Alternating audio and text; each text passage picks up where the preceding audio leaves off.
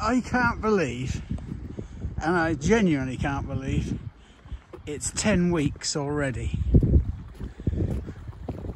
But it's still a long and winding road. 42 to go. The Royal Horticultural Society have said we are in crisis. The industry is lacking youngsters coming through.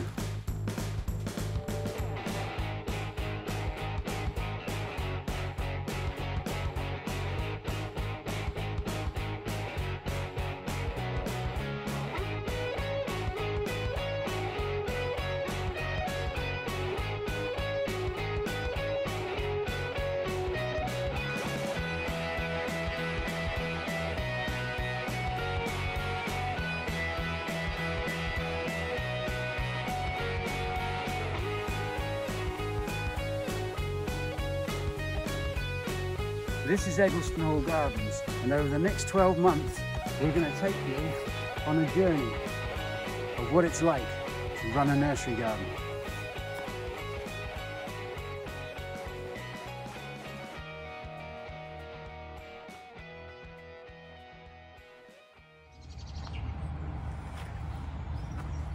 One of the things any grower of plants has to do, any plantsman, nurseryman, grower, is to walk their stock. Now this time of the year it can be very exciting because some of the stuff that we propagated, you get to know whether it's going to survive or not survive. And some of the rarer stuff that we move up, or will need moving up rather, starts to show its little heads.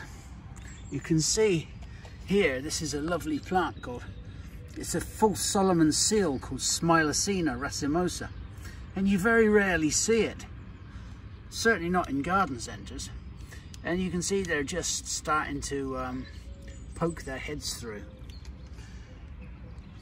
These pots here, now a lot of this stuff is grown in the shade, it likes semi-shade, so we use this west-facing wall here. Well,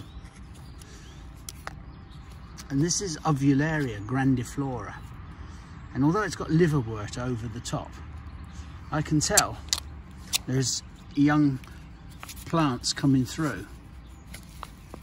Let's have a look here. And just tap it on the side, and these were broken right down last year, and you can see the roots are just starting to come through. This is actually quite an exciting time because these are very unusual plants you hardly ever see. We can't compete with garden centres, so what we try and do is focus, as well as the bread and butter stuff, on the rarer things. Valaria Grandiflora is one of those lovely little plants that you just don't see. There's two other forms of it, pallida and perfoliata. They're even rarer. Just poking its head through there is a ground elder. I know what you're thinking. Who the hell grows ground elder? Well, this is a variegated one and it doesn't get out of hand, and flower arrangers quite like it.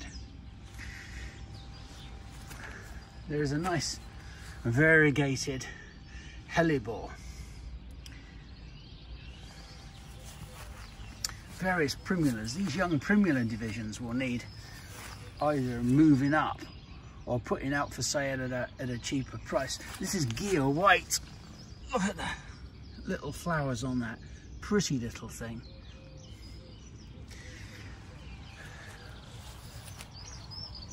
Now this is a plant that we take our time over.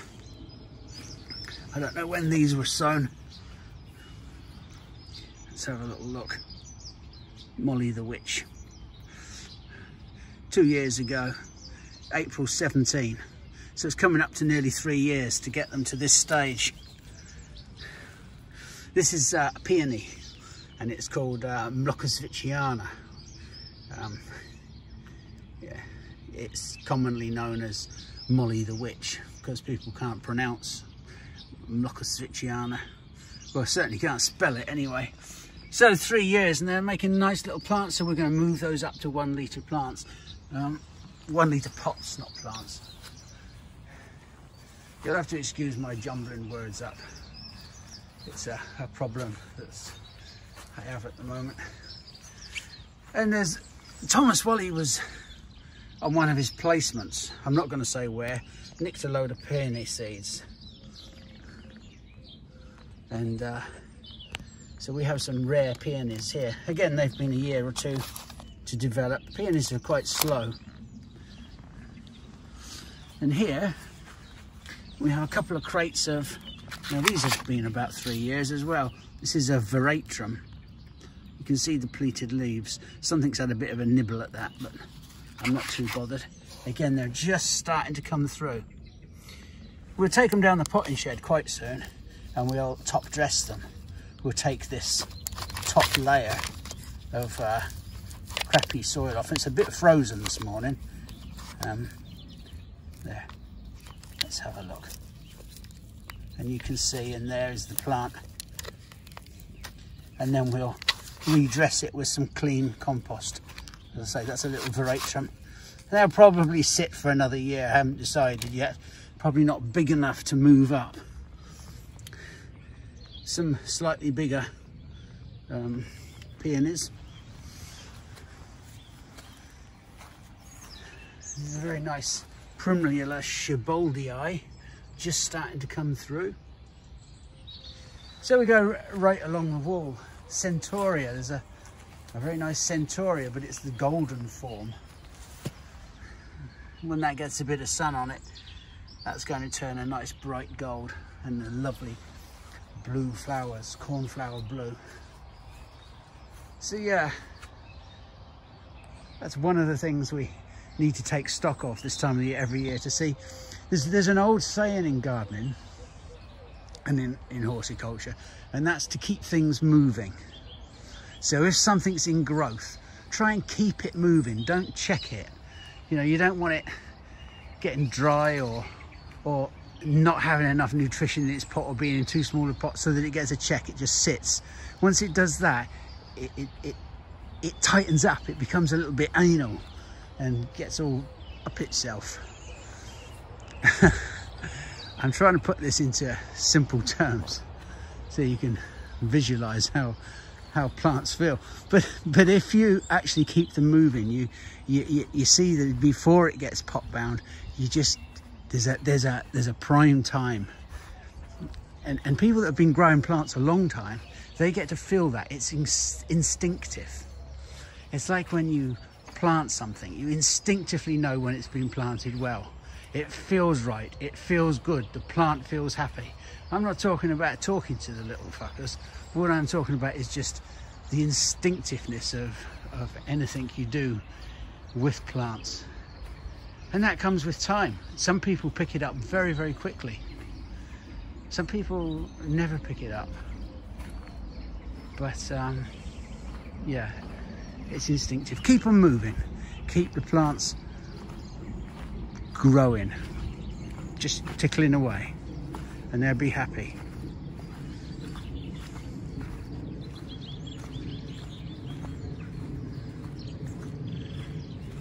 It's a beautiful day today, despite the frost.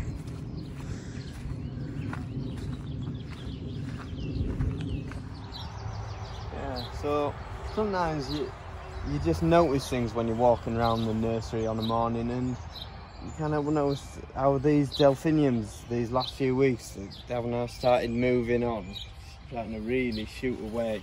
Because sometimes you find the delphiniums will get flattened by any snow or something coming through, but these ones don't seem to have been bothered by it at all, and they're getting away as well, and absolutely no slug damage either. Because these were some that will have been done from crown buds, probably not last year, but the year before now. So probably in 2018, and you can see, if I can knock one out, just how good a plants they're making in no time at all. I mean, we've got a lot of these ones in 5 litres that they'll probably just get fed for this year and stay in those pots. we'll put the 3s into 5s, and we're just going to have a good range of some really nice sized delphiniums. And there's a handful there that were stock plants last year and never got used, so we'll probably end up putting them into some really big pots. And then we've still got our few at the end. We're going to have probably 3 of each variety this year as our stock planting pots, whilst we're going to be Malcolm's going to be planting some of the delphiniums out in the gardens this year, but just to give them a year to establish, we're going to just have these ones as the stock plants, give the ones in that you plant in the borders a chance to get away, and we've got stock for as long as we need it, really. But they really are looking well this year. What are you doing? WEEK10a flame. Houtinias. I'm just top dressing them, and the roots are very smelly. Oh, they stink. Yeah, I didn't know that they stink. Yeah, before. yeah. And have you crushed a leaf and sniffed it? Yeah. Have a sniff of that. Yeah, have a sniff. Yeah, it's not always that terrible. It's just different. It's not like a rotting smell. No, it's like a cross between citrusy, lemony smell and cat's piss. Yeah. It's a real spreader. Could you just knock one out so as I can show people the roots of it? It's stinky, but more. Yeah.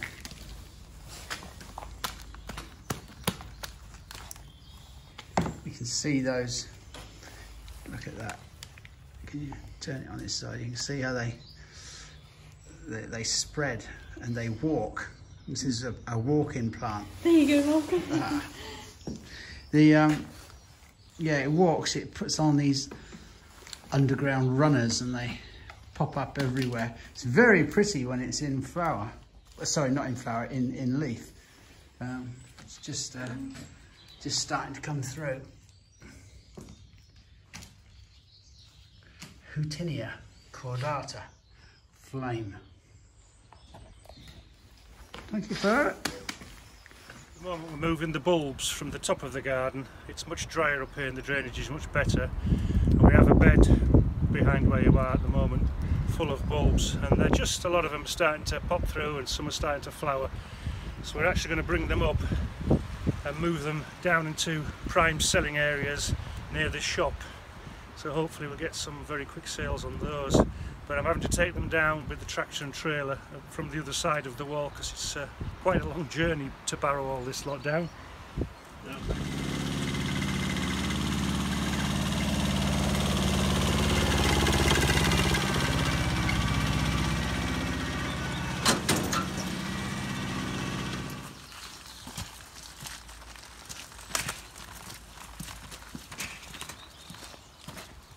Well, after several hours of work by myself and Lisa, we've eventually got all the bulbs down from the top of the garden. Quite pleased with that. Everything's down here. It looks absolutely lovely, actually. It's quite a lot in flower, and I believe we've sold quite a bit today. So, excellent.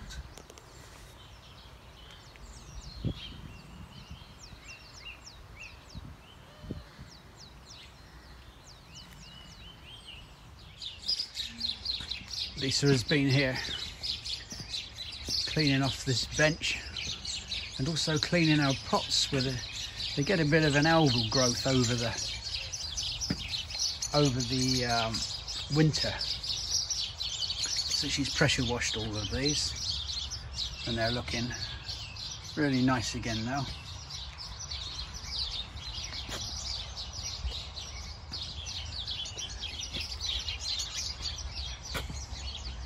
We've sold a few roses already.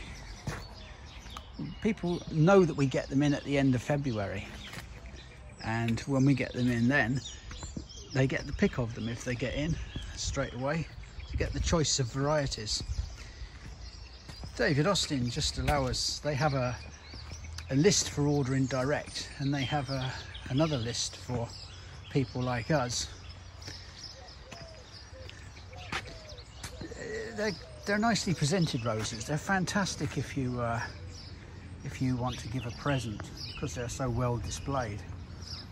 But you can buy some of them, some of the ordinary varieties cheaper, but a lot of them are their own breed of David Austin English roses, or New English roses, and they are quite stunning.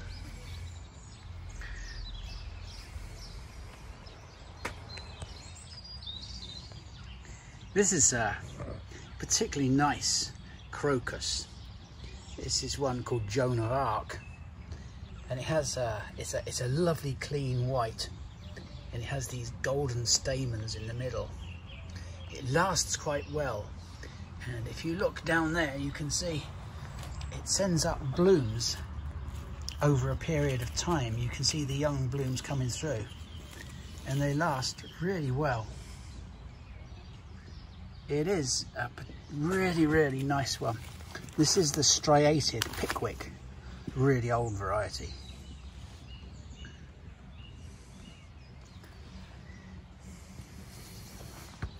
We definitely have the kiss of spring starting now. These are little wood anemones. You very rarely see them in the garden centres. Again, it's something we do for that reason. Another anemone called ranunculoides, which is a lovely golden yellow. And spreads, both of them spread in grassland or in plain ground under trees or shrubs. This is another little spreader called Pushkinia. This is Pushkinia libanotica. It really is a nice thing, and it flowers over a relatively long period, but I love the colour of it. It's like a watercolour wash of blue and white. It's just lovely, like a China Delft blue.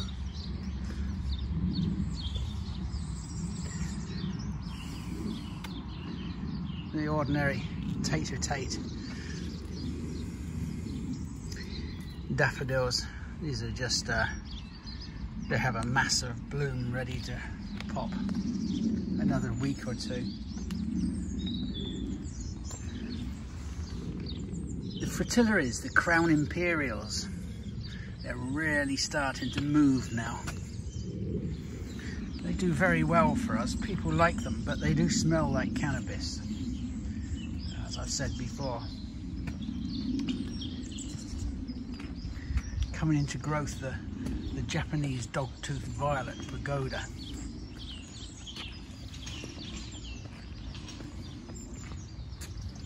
There's so much starting into life now.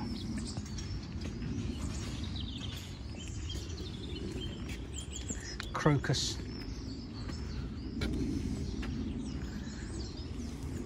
fritillaries, muscari. Oh, thank you. They're all very nice. Thank you, Clara.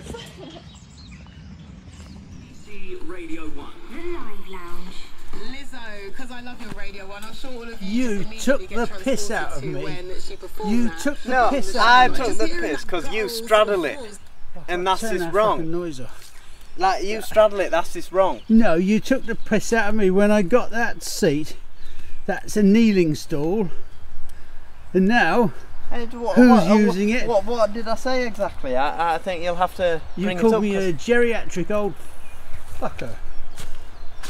I mean, I might have took the piss, but was that not stating facts at the same time? What are you doing? Weeding. Well, I can see that. Can you tidying up the babies? Explain to our viewers what you're doing. I'm tidying up the babies. Apart from playing with yourself over your bloody conifers.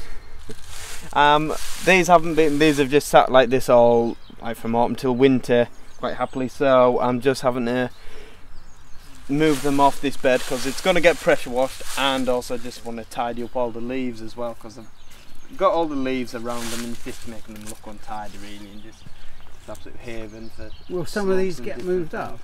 Some of them will get potted on before long, yeah. Some of these will go just from a 1 to 2 or 1 to 3 because some of those blue spruces will be really quite rooty now as it is.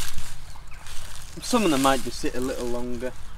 but I'll say these ones got left just to give them a bit of help over the winter, because some of them are really quite slow growing, and some of them, when they're young plants, they just don't like the winter wet, so we just leave them in a smaller pot just to let them get a chance to get away in the spring. Yeah, anyway, I want people to talk about this. They'll have to say whether I'm wrong for judging Malcolm. Well, you got this stool. He sits at it like this. That's not normal. That's not a normal way to sit. No one straddles a stool like this. You're just about either sitting on it like that. Your arse cheeks are just about falling off either side. Well, yours might be. It just looks a bit curvy. I've got tight little buns. Your flappy old arse might be going either side of it. It's just that. It just looks a bit perverse straddling this. We have customers. Is this what you're doing with them then? Yeah, I've just been bunging them there out the road so this can get pressure washed.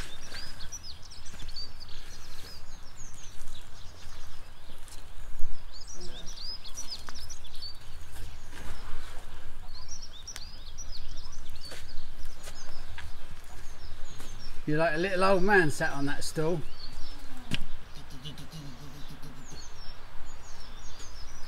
Yeah, so those ones down there, 3 litres, they're the ones that they're obviously not as dwarfing, or they're just much stronger plants. I mean, typically the Scotch pines are much stronger plants anyway, so they were potted on in the autumn, but these ones have all just sat quite happily, because some of these, like these little spruce here, they're really, really dwarfing as well. So we'll just pot in. Oh, I'll try to get them potted on before they start coming into growth, ideally. No. Well, the snowdrops might be going over. The synthris that I showed you last week are really starting to open up. They are looking so lovely. You imagine a beautiful big clump of that under one of your shrubs, or on the edge of a shrubbery, or on a woodland area. It is a very, very underestimated plant. That's Synthris Misorica stellata. And this is a beautiful plant. This is a Pieris called Debutante, Pieris japonica Debutante. Waxy bells. And then when they finish, you have the lovely red bracts. Beautiful evergreen. Smells really nice. A little smell. It's not a really strong smell, but it does smell nice. It's one of my favourite plants. Yeah, and it's, as I say, it's evergreen and it has the red bracts, but it also does require an acid soil. Without an acid soil, that's it. It won't thrive. It just gets chlorosis. That's when a leaf goes yellow.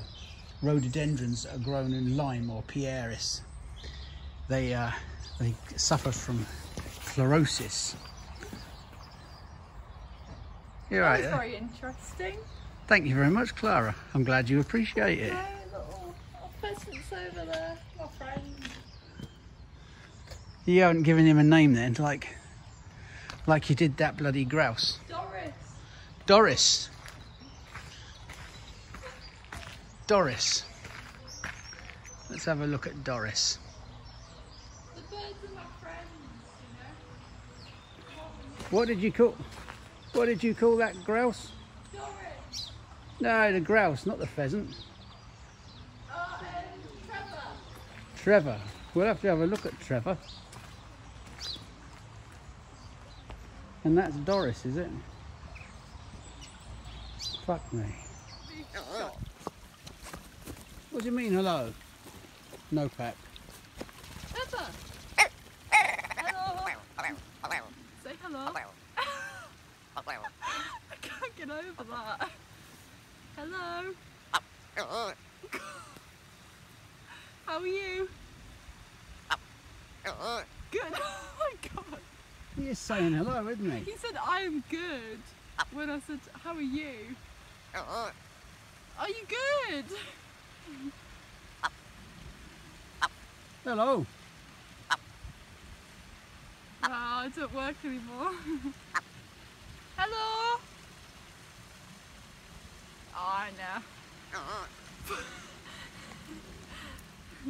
That is most weird. What do you think of that, Tuck? He'd be You're shot. very I good don't want him boys. to be shot though.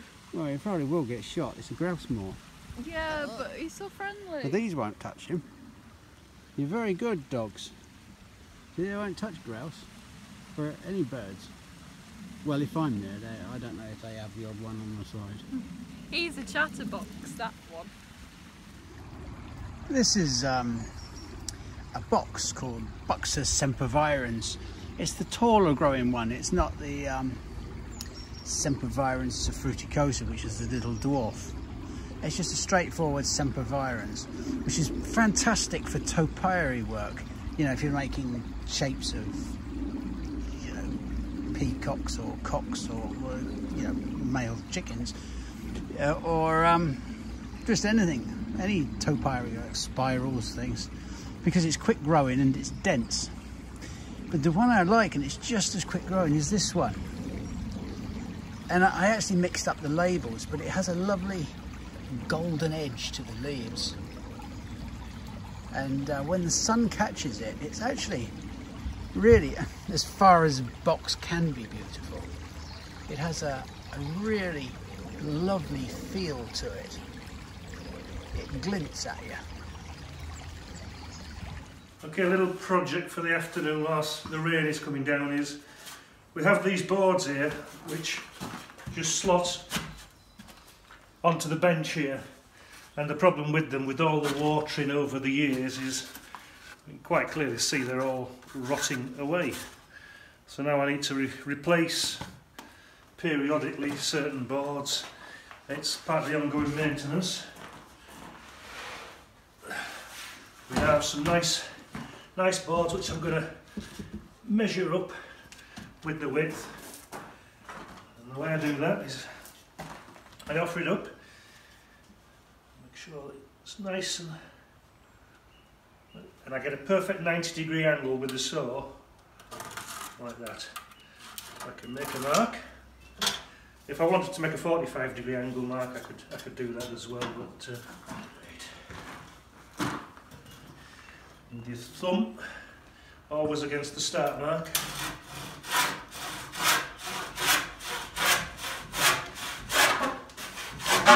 And you see these boards are fairly wet. They're obviously tannalised.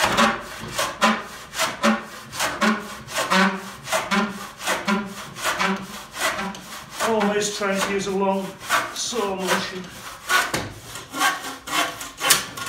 There we go. Like that. Here's one board cut. Hopefully, it's a bit too long. I'll just recut that, but it's a bit too long to go in there. But, I'm just going to measure up, make sure.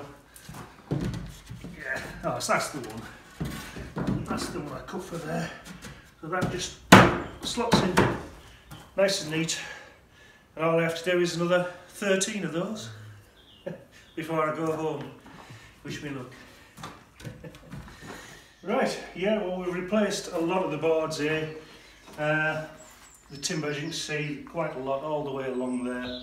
Taken all the rotten timber out, and the timber that's gone in, all that we've been using is just fencing boards really, and the fencing boards come what we call tannalised, so they're pressure treated with a tannalising solution, which is a protective solution which stops the boards from rotting away so quickly, which is very helpful being a glass house and there's water being sprayed around, constantly watering plants.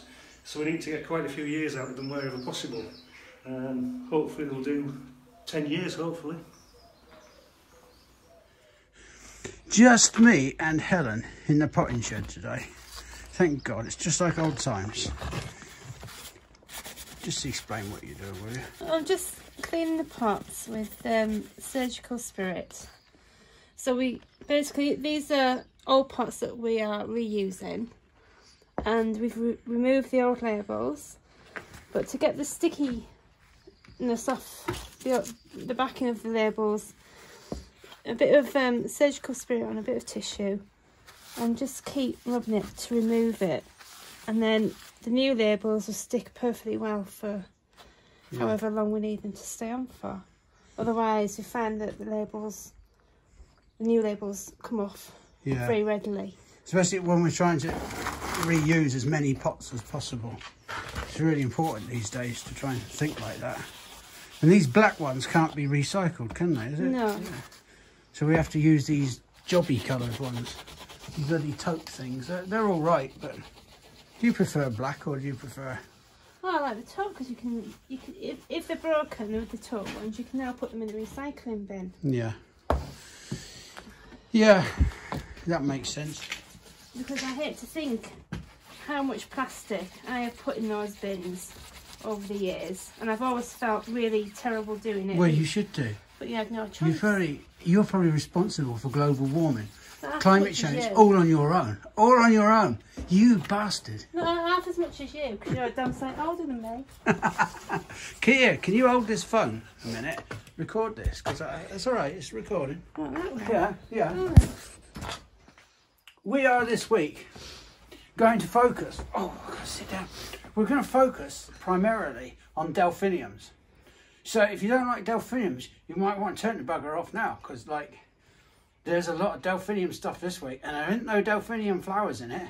You have to anticipate the flowers in the summer, which you will see. All right.